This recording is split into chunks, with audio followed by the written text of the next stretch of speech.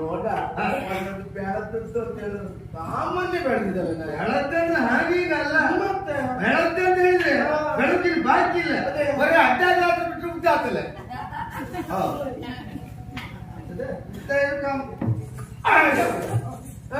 ನಿನಗೆ ಉದ್ದ ಇದ್ದವ್ರು ಕಾಣುದಿಲ್ಲ ನೋಡು. ಒಂದಾಗಿ ಸಿದ್ಧ ಆಗಿದೆ, ಮತ್ತೊಂದು ಉದ್ದಾಗಿ ಬೆಳೆದಿದೆ. ಒಂದು ವರ್ಷ ಏನ್ ಮಾಡ್ತೇನೆ ಕೇಳು, ಈ ಎರಡೂ ಕಂಬ ತೆಗೆದು ಅವ್ರಿಬ್ಬರನ್ನೇ ನಿಲ್ಲಿಸ್ತೇನೆ. ಅವ್ರು ನಿಲ್ಸ್ರೆ ಹೆಂಗ ಹೇಳ್ತಾ ಗಾಬರಿ. ಇದನ್ನ ಒಂದು ಕೀರ್ ಕೊಡಿ.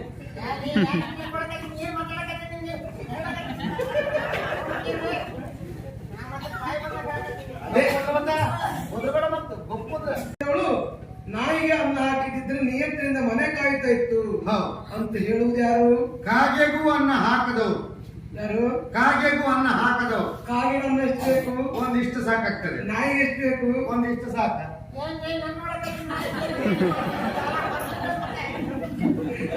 ಹಾಗೆಯೇ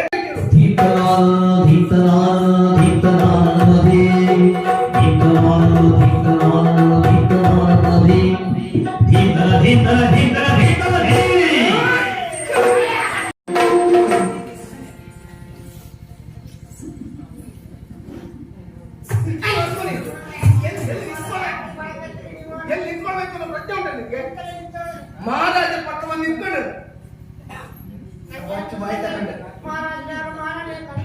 ಗೊತ್ತಿಲ್ಲ ಮತ್ತೆ ಮಾತಾಡಬೇಡ. ಅಪ್ಪ ಅಮ್ಮನ ಪ್ರಾಯ ಆಗಿದೆ ಅವಳಿಗೆ, ಅದಲ್ಲ ಅಪ್ಪ, ವಿಶೇಷವಾದಂತ ಸಭೆ ಆಗಬೇಕು ಎನ್ನುವ ಹಾಗೆ ಕೇಳಿಕೊಂಡದ್ದು. ಸಭೆ ಯಾಕೆ ಅಂತ ಕೇಳಿದ್ರೆ ಈ ಅರಮನೆಗೆ ಸಂಬಂಧಪಟ್ಟವರು ಎಲ್ಲರೂ ಇರಬೇಕು ಎನ್ನುವ ಹಾಗೆ. ದೇವಪ್ಪ ಎಲ್ಲರೂ ಇದ್ದಾರಲ್ಲ, ಸತ್ಯಕ್ಕೆ ತೊಂದ್ರೆ ಇಲ್ಲ, ಅಲ್ಲಿ ಬಂದಿದ್ದಾರೆ. ಹೌದಾ? ಹೌದು. ಇದು ನನಗೆ ಬಹಳ ದಿನದಿಂದ ಏನು ಮಾಡಿದ್ರು ಲೆಕ್ಕಾಚಾರ ಸಿಗುದಿಲ್ಲ. ಹೌದಾ? ನಾನು ನಿಮ್ಮ ಹತ್ರ ಹೇಳಿದ್ದೆ. ಹೌದಾ? ವಿದ್ಯೆ ಕಣ್ಣನ್ನ ಕೊಡಬೇಡಿ, ಕೊಟ್ಟರು ತೊಂದ್ರೆ ಇಲ್ಲ, ಸರಿಯಾಗಿ ಬರ್ದಿಟ್ಕೊಳ್ಳಿಲ್ವಾ? ಅದಲ್ಲ. ಮತ್ತೆ ಯಾವ ಲೆಕ್ಕಾಚಾರಕ್ಕೆ? ಯಾವ ಲೆಕ್ಕಾಚಾರ? ಈ ಅರಮನೆ ಊಟದ ಲೆಕ್ಕನಾಗಬೇಕಿತ್ತು. ಊಟವಾ? ಏನು ಮಗಳು, ಊಟಕ್ಕೆಲ್ಲ ಲೆಕ್ಕಾಚಾರ ಹಾಕುದ? ನಮ್ಮ ಅರಮನೆ ಅದೆಷ್ಟು ಅನಾಥರಿಗೆ ಆಪ್ತರಿಗೆ ಆಶ್ರಯ ತಾಣ ಮಾಡೋದು, ಮತ್ತೊಂದರ ಸುತ್ತಿಗೆಲ್ಲ ಲೆಕ್ಕಾಚಾರ ಹಾಕುದ? ಅನ್ನಕ್ಕೇನು ಬರಗಾಲ ಉಂಟು ನಮ್ಮಲ್ಲಿ ಬರಗಾಲ ಇಲ್ಲ. ಮತ್ತೆ ಹಾಗಂತ ಲೆಕ್ಕಾಚಾರ ಬೇಕು. ಯಾಕೆ ಕೇಳಿ, ಅನಾಥ ಬಂದ್ರೆ ಆಶ್ರಯ ಕೊಡೋದು ಒಂದು ವಿಷಯ ಅಲ್ಲ. ಈಗ ನಾವು ನಾಯಿಗೆ ಅನ್ನ ಹಾಕಿದ್ರು ಲೆಕ್ಕಾಚಾರದಲ್ಲೇ ಅನ್ನ ಹಾಕ್ಬೇಕು. ಅಲ್ಲ, ಅನ್ನ ಹಾಕಿದ್ರು ನಿಯತ್ತಿನಿಂದ ಮನೆ ಕಾಯ್ತದದು ಅಲ್ವಾ?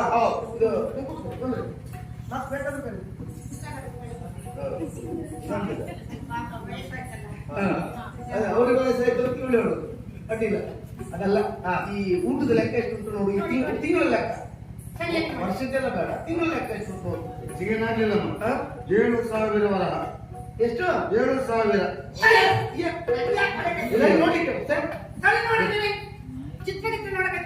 ಲೆಕ್ಕಾಚಾರದ ಪುಸ್ತಕದಲ್ಲಿ ಇರುತ್ತಲ್ಲ.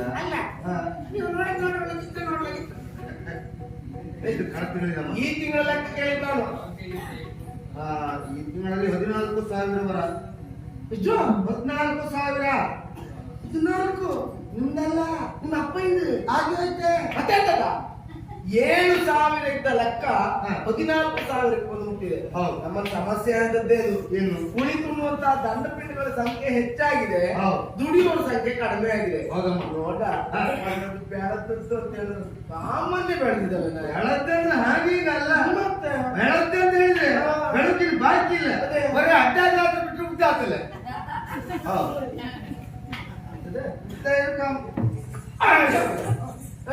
ನಿನಗೆ ಉದ್ದ ಇದ್ದವ್ರು ಕಾಣುದಿಲ್ಲ ನೋಡು. ಒಂದಾಗಿ ಸಿದ್ಧ ಆಗಿದೆ, ಮತ್ತೊಂದು ಉದ್ದಾಗಿ ಬೆಳೆದಿದೆ. ಒಂದು ವರ್ಷ ಏನ್ ಮಾಡ್ತೇನೆ ಕೇಳು, ಈ ಎರಡೂ ಕಂಬ ತೆಗೆದು ಅವ್ರಿಬ್ಬರನ್ನೇ ನಿಲ್ಲಿಸ್ತೇನೆ. ಅವ್ರು ನಿಲ್ಸ್ರೆ ಹೆಂಗ ಹೇಳ್ತಾ ಗಾಬರಿ. ಇದನ್ನ ಒಂದು ಕೀರ್ ಕೊಡಿ.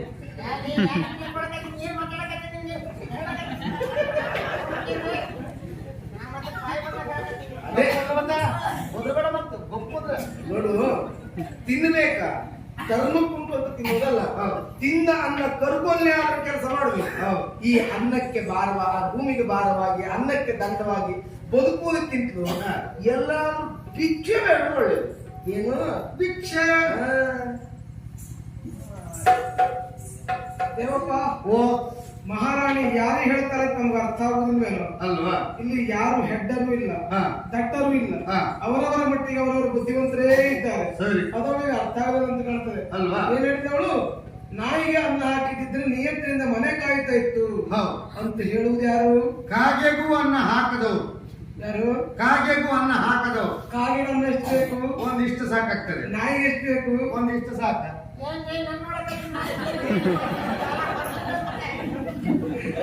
ಹಾಗೆಯೇ ಹಾ. ನಮ್ಮ ಕುರಿತಾಗಿ ಆ ರೀತಿಯಾಗಿ ನಿಕೃಷ್ಟವಾಗಿ ಆಡ್ತಾ ಇದ್ದಾಳೆ. ಹಾ.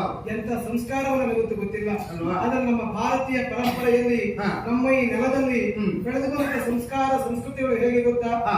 ಒಬ್ಬಾತ ನಮ್ಮ ಮನೆಗೆ ಊಟ ಮಾಡೋದಕ್ಕೆ ಒಂದು ಹೊತ್ತಿಗೆ ಇರ್ತಾನಂತಾದ್ರೆ ಹಾ. ಅವನನ್ನ ಅತಿಥಿ ಎಂಬ ಹಾಗೆ ಕರೆದಂತ ಸಂಸ್ಕೃತಿ ನಮ್ಮದು. ಹೌದು. ಅತಿಥಿ ದೇವೋಭವ ಎಂಬ ಹಾಗೆ ಕರೆಸಿಕೊಂಡಿದೆ. ಸರಿ. ಒಂದು ಹೊತ್ತಿನ ಊಟವನ್ನು ಅವರಿಗೆ ಹಾಕ್ತೇವೆ ಅಂತಾದ್ರೆ ಹಾ. ಅನ್ನ ದಾನ ಮಾಡಿದ ಪುಣ್ಯ ಫಲ ನಮಗೆ ಪ್ರಾಪ್ತವಾಗ್ತದೆ. ಖಂಡಿತ. ಅನ್ನದಾನಗಳಿಗಿಂತ ಇನ್ನೂ ದಾನವಲಿಲ್ಲ. ಹಾ. ಅನ್ನದಾತೋ ಸುಖೀ ಭವ, ಹಾ. ಅನ್ನ ಬ್ರಹ್ಮ ಪರಬ್ರಹ್ಮ ಎಂಬ ಹಾಗೆ ಕರೆಸಿಕೊಂಡಿದೆ. ಸರಿ. ಅದನ್ನು ಮಹಾರಾಣಿಯಾಗಿ ಯಾಕೆ ಅರ್ಥ ಮಾಡಿಕೊಳ್ಳಲು ನನಗಂತೂ ಗೊತ್ತಿಲ್ಲ. ಹಾ. ಆದ್ರೆ ಹಾ. ಅತಿಥಿಯೊಬ್ಬ ನಮ್ಮ ಮನೆಗೆ ಬಂದು ಹಾ. ಹಸಿದಂತ ಸಂದರ್ಭದಲ್ಲಿ ಹಾ. ಖುಷಿಯಿಂದ ನಾವು ಅವರಿಗೆ ಊಟವನ್ನು ಹಾಕ್ತೇವೆ ಅಂತಾದ್ರೆ ಆದ್ರೆ? ಯಾವುದೋ ಜನ್ಮದಲ್ಲಿ ಮಾಡಿದ ಪುಣ್ಯದ ಫಲ ಎನ್ನುವುದು ಹಾ. ನಮ್ಮ ಬದುಕಿನಲ್ಲಿ ಬಂದದ್ರಿಂದ ಹಾ. ಅನ್ನದಾನವನ್ನ ಮಾಡುವ ಮೂಲಕವಾಗಿ ಪುಣ್ಯ ಸಂಚಯವನ್ನು ಹೆಚ್ಚಿಸಿಕೊಳ್ಳೋಣ ಎಂಬ ಹಾಗೆ ಹಾ. ತಿಳಿದುಕೊಳ್ಳಬೇಕಾದ್ದು ಬುದ್ಧಿವಂತರ ಲಕ್ಷಣ. ಅಲ್ವಾ? ಮಹಾರಾಣಿಯಾಗಿ ಅದನ್ನು ತಿಳಿದುಕೊಳ್ತಾ ಇಲ್ಲ. ಆದ್ರೆ ಹಾ. ಅನ್ನವನ್ನುವುದಕ್ಕೆ ಬಂದವನು ಅತಿಥಿಯಾದವನು ದೇವರಾಗ್ತಾನೆ ಎಂಬುದಕ್ಕೆ ಒಂದು ಉದಾಹರಣೆ ಕೊಡ ನನಗೆ. ಏನದು? ಅನ್ನ ಬ್ರಹ್ಮ ರಸೋ ವಿಷ್ಣು ಹಾ. ಗುಂತಾದೇವೋ ಮಹೇಶ್ವರ ಎಂಬ ಹಾಗೆ ಶಾಸ್ತ್ರ ವಾಕ್ಯವನ್ನು ಕೇಳಿದ್ಯಾ? ಅಲ್ವಾ? ಹಾ. ಅವ್ರು ಏನ್ ಹೇಳಿದ್ರು ಗೊತ್ತಾಯ್ತಾ? ನನಗೆ ಅರ್ಥ ಆಗ್ಬೇಕಂತ ಹೇಳಿ ವಯಸ್ಸಿ ಮೇಲೆ ನಿನ್ಗೆ ಅರ್ಥ ಆಯ್ತಾ? ಯಾವಪ್ಪ ಕುಂತ ಯಾಕೆ ಹೆಂಗಿದೆ? ಅದಲ್ಲ. ಅನ್ನ ಬ್ರಹ್ಮ ರಸೋ ವಿಷ್ಣು ಹಾ. ಗುಂತಾದೇವ ಮಹೇಶ್ವರ. ಗುಂತ ಅಲ್ಲ, ಕುಂತ ಗುಂತಾದೇವ ಮಹೇಶ್ವರ. ಇದರ ಅರ್ಥ ಉಣ್ಣುವಂತ ಅನ್ನವನ್ನ ಬ್ರಹ್ಮ ಅಂತ ಕರೆದ್ರು. ಹೌದು. ಅದರಲ್ಲಿರುವಂತ ಷಟ್ ರಸವನ್ನ ಷಟ್ರಸವನ್ನ ಅಲ್ಲ? ಷಟ್ರಸ ಯಾವ ಶಬ್ದ ಅಂತ ಹೇಳಿ ಷಟ್ರಸ ಅಂದ್ರೆ ಅನ್ನದಲ್ಲಿರುವಂತ ರುಚಿಯನ್ನ ಹಾ. ವಿಷ್ಣುವಿಗೆ ಹೋಲಿಸ್ತಾರೆ. ಹಾ. ಉಣ್ಣು ಮಾತ್ರ ಪ್ರತ್ಯಕ್ಷ ಪರಮೇಶ್ವರನಾಗುತ್ತಾರಂತೆ ಹಾ. ಎನ್ನುವುದಾಗಿ ತಿಳಿದುಕೊಂಡಿದ್ದ ಸಂಸ್ಕೃತಿ ನಮ್ಮದು. ಹ್ಮ್. ಆದ್ರೆ ಅವರು ತಿಳಿದುಕೊಳ್ಳಿಲ್ಲ. ಹಾ. ಬಿಡು, ಹಾ. ಅವರವರ ಮತಿಗೆ ಬಿಟ್ಟದ್ದು. ಹಾ. ನಿನ್ನಲ್ಲೇ ಕರ್ತೇನೆ. ಹಾ. ಈ ಮನೆಯಲ್ಲಿ ನಾನು ಕುದುರೆಗೆ ರಾಯದಲ್ಲಿ ಕೆಲಸ ಮಾಡ್ತಾ ಇದ್ದೇವೆ. ಹೌದು. ತಿಂಗಳ ಸಂಭಾವನೆ ನನಗೆ ಎಷ್ಟ? ರೇಖಾಯಿವರಿಗೆ 10,000 ಹೌದಾ? ಹೌದು. ಇನ್ನು ನನಗೆ ಕೊಡ್ಲಿಲ್ಲ. ಒಳ್ಳೆ ಬರ್ದಿಟ್ಟಿದ್ದೇವೆ. ಹಾ? ಬರ್ದಿಟ್ಟಿದ್ದೇವೆ. ತಿಂಗಳಾದ್ರೂ ಕೊಡ್ಬೇಕು. ಬರ್ದಿಡುದಲ್ಲ ಅದು. ಅಲ್ಲ ಮತ್ತೆ ಮುಂದೆ ತಿಂಗಳು ಸೇರಿಸಿಕೊಡೋದು. ಎಂತ ಇದೆ? ಅಷ್ಟು ಜಿಗುಣತನವ? ಅದಲ್ಲ. ಹಾ. ನಿನ್ನೆಲ್ಲ ಕೇಳ್ತೇನೆ. ಹಾ. ನಾವು 3 ಮಂದಿಗಳು ಊಟ ಮಾಡಿದ ಒಂದು ತಿಂಗಳ ವೆಚ್ಚ ಎಷ್ಟು? 7,000 ಹೆಚ್ಚಿಗೆ ಆಗಿದೆ ಅಷ್ಟೇ. 10,000ರಲ್ಲಿ 7 ಎಷ್ಟು ಉಳಿತು? 3,000 ಉಳಿತದೆ. ಒಂದು ಕೆಲಸ ಮಾಡ್ಲಿಕ್ಕೆ ಕೇಳು. ಹಾ. ನಿಮ್ಮ ಮಹಾರಾಣಿಯ ಸಮಾಜವತ್ತಾರದ ಕೆಲಸ ಕೆಲವಷ್ಟು ಉಂಟಲ್ಲ, ಹೌದು. ಆ 3,000 ವರಹವನ್ನ ಹಾ. ನಿರಂಜನನ ಹೆಸರಿನಲ್ಲಿ ದೇವರಿಗೆ ಹಾಕ್ಲಿಕ್ಕೆ ಹೇಳು.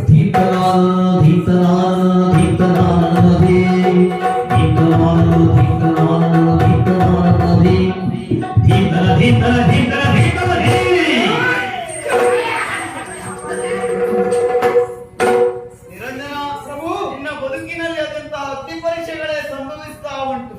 ಇದಕ್ಕೆಲ್ಲ ನಾನೇ ಪರೋಕ್ಷವಾಗಿ ಕಾರಣ ಎನ್ನುವಾಗ ನಾನು ಹೇಳ್ತಾ ಉಂಟು. ಯಾಕೆ ಪ್ರಭು? ಒಬ್ಬಳೇ ಮಗಳು ಎನ್ನುವ ಕಾರಣಕ್ಕಾಗಿ ಅತುಳವಾಗಿರುವಂತಹ ಪ್ರೀತಿಯ ಮಹಾಪುರವನ್ನೇ ಧಾರೆ ಎರೆದವ. ಹಾ. ಆ ಪ್ರೀತಿ ಎನ್ನುವುದು ಸ್ವಾಭಿಮಾನ ಪ್ರತಿಷ್ಠೆಗೆ ತಿರುಗಿ ಹ್ಮ್. ಹಠಮಾರಿ ಸ್ವಭಾವಕ್ಕೆ ನಾಂದಿಯಾಯಿತು. ಹ್ಮ್. ಮಗಳನ್ನ ನಾನು ಭಾವಿಸಿದ್ದು ಹೇಗೆ? ಹೇಗೆ? ನೀಲಿಯ ನಭದಲ್ಲಿ ಬಣ್ಣ ಬಣ್ಣದ ರೆಕ್ಕೆ ಪುಕ್ಕಗಳನ್ನು ಸವಿಸ್ತಾರವಾಗಿ ಹ್ಮ್. ಚಾಚಿಕೊಂಡು ಹಾರಾಡುವಂತಹ ಚಿಟ್ಟೆಯೋಪಾದಿ ಆಗಬೇಕು ಎನ್ನುವ ಹಾಗೆ ಹಾ. ನನ್ನ ಮಗಳ ಹಾಗಾಗಿದ್ದಲ್ಲ. ಹ್ಮ್. ಚಿಟ್ಟೆಯ ಪೂರ್ವದ ರೂಪವಾಗಿರುವಂತಹ ಕಂಬಳಿ ಹುಳುವಿ ರೂಪಿನಲ್ಲೇ ಇದ್ದಾಳೆ. ಹಾ. ಪರರನ್ನ ಚುಚ್ಚುವುದರಲ್ಲಿ ತನ್ನ ಆತ್ಮಸಂತೋಷವನ್ನೇ ವ್ಯಕ್ತಪಡಿಸ್ತಾ ಇದ್ದಾಳೆ. ಹಾ. ನೇರವಾಗಿ ಬೆಳೆದು ನಿಂತಹ ಮರಕ್ಕೆ ಕೊಡಲಿ ಹೆಚ್ಚಂತೆ. ಹ್ಮ್. ನಿನ್ನ ಬದುಕು ಕೂಡ ಹಾಗೆ ಆಗುತ್ತಾ ಉಂಟಲ್ಲ. ಬೇಸರ ನೋಡು, ನನಗೆ ಬೇಸರ ಇಲ್ಲ. ಯಾಕೆಂದ್ರೆ ನಾನು ಹೇಳುತ್ತಾ ಪ್ರತಿಯೊಂದು ಹೆಜ್ಜೆಯು ನನ್ನ ಪಾಲಿಗೆ ಅಗ್ನಿ ಪರೀಕ್ಷೆ. ನನಗೆ ಬೇಸರ ಇಲ್ಲ. ಯಾಕೆ? ಜನಕ ಜಾತಿಯಾದಂತಹ ಸೀತಾಮಾತೆಯ ಒಂದು ಕಾಲಕ್ಕೆ ಅಗ್ನಿ ಪರೀಕ್ಷೆ ಒಳಪಟ್ಟಿದ್ದಾಳಂತೆ. ನಾವೆಲ್ಲ ಸಾಮಾನ್ಯ ಮನುಷ್ಯರು. ನಿಮ್ಮೊಂದು ಉದಾಹರಣೆ ಕೊಟ್ಟ ಪ್ರಭು. ಕುದುರೆ ರಥವನ್ನ ಎಷ್ಟೇ ವೇಗವಾಗಿ ದಿನ ಓಡಿಸಿದ್ರು ಆ ಕುದುರೆಗೆ ಚಾಟಿ ಏಟು ತಪ್ಪುವುದಿರುವಂತೆ. ಮರವೊಂದು ಎಷ್ಟೇ ರುಚಿಯಾದಂತ ಹಣ್ಣನ್ನ ಮನುಷ್ಯನಿಗೆ ಕೊಟ್ಟರು ಆ ಮನುಷ್ಯ ಆ ಮರಕ್ಕೆ ಕಲ್ಲು ಹೊಡೆದು ಬಿಡುವುದಿರುವಂತೆ. ಕಬ್ಬಿಣವನ್ನು ಆಕಾರಕ್ಕೆ ಬರುವುದು ಸುತ್ತಿಗೆ ಪೆಟ್ಟಿನಿಂದ ಕಾಯಿಸಿ ಬೆಳೆದಾಗ ಮಾತ್ರ. ಅದು ಬಂಗಾರದ ಹೊಳಪು ಹೆಚ್ಚುವುದು ಸುತ್ತಿಗೆ ಪೆಟ್ಟಿನಿಂದ ಅಲ್ಲನ ಮಾತ್ರವಲ್ಲ, ಎಲ್ಲೋ ಬಿದ್ದಂತ ಮರಕೊಂಡು ಅದನ್ನು ತಂದು ಕೆತ್ತಿ ಕೀಸುಳಿ ಹಾಕಿದಾಗ ಅದು ಹೊಳಪು. ನಿನಗೆ ಇಷ್ಟೊತ್ತಿಗೆಲ್ಲ ಕೀಸುಳಿ ನೆನಪಾಗು ಸಾಕು ಮಾರಾಯ.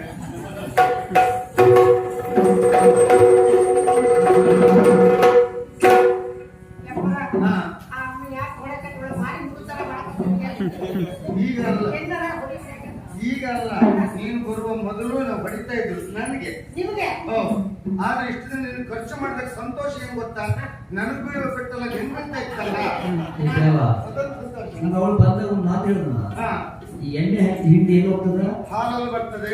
ಈಗ ಈಗ ಪೆಟ್ಟಿನ ರೂಪದಲ್ಲಿ ಹಾಲಲ್ಲಿ ಹೋಗ್ತಾ ಉಂಟು.